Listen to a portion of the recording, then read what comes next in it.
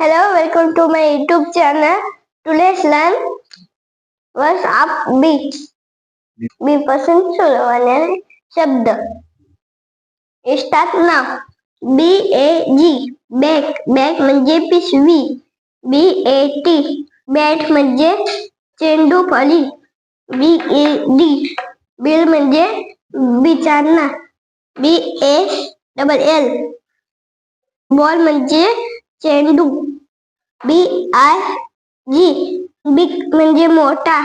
BEE बी म्हणजे मधमाशी.